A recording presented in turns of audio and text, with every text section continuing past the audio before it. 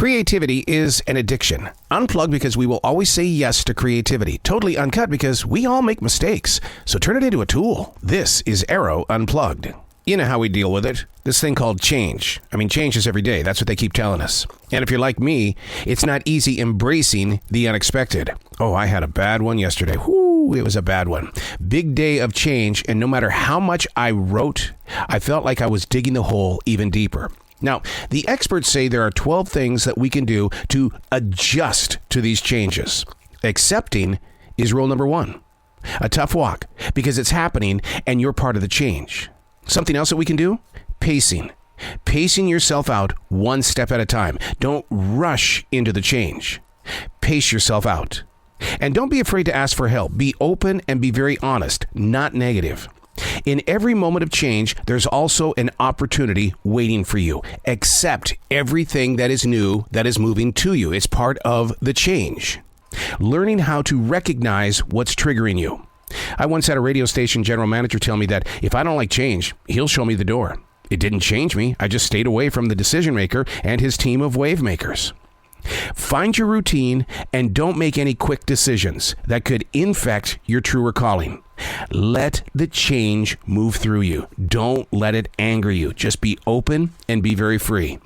Hey, it's Arroe. This is The Daily Mess, a chronological walk through an everyday world. I am a daily writer, the silent wolf. I stand on the sidelines and I observe. Things that go right or wrong, you learn from. You create conversations. You study. You listen. You become a part of it. This is The Daily Mess. Locating the strength to be visible in a very invisible world.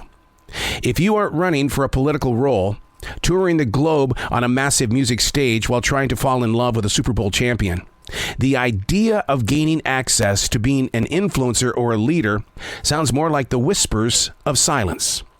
If heard, seen, and or experienced once, what are the chances that those who have fallen witness to what you have given them, that they'll come back? I spoke with another podcaster last week about what we listen for as real people. She admitted that she's got 9 different podcasts on her listening list. When it comes to binge watching TV, my wife and I, we have a journal that is stacked with pages of TV shows that we're watching, have watched, or want to watch. The reality of streaming podcasts and television shows, the actors and voices are making nearly next to nothing when it comes to money. Locating the strength to be visible in a very invisible world. This is when most wanting attention attempt to pull off a stunt to get people talking. It's not a challenge, but an expectation we place on our creative selves. And in the end, the invisible can become silence on the path. Look at that one more time. Locating the strength to be visible in a very invisible world. How present do you want to be? So many people say, I would rather just be happy just staying in my house and never going outside again. Others like to buy things to show off their fashion or what they're eating. They like to take pictures of everything and quickly post them. But are you truly being visible inside an invisible world? And the reason why I keep saying invisible is because there is so much out there that basically you're Waldo in the center of that crowd. How far do you want to take it? Because to make yourself visible is going to require time, energy, and probably money. And do you have it? And if you don't, what are you willing to lose? Because to stay visible, it comes with a cost. The question is, what are you willing to invest? It's there.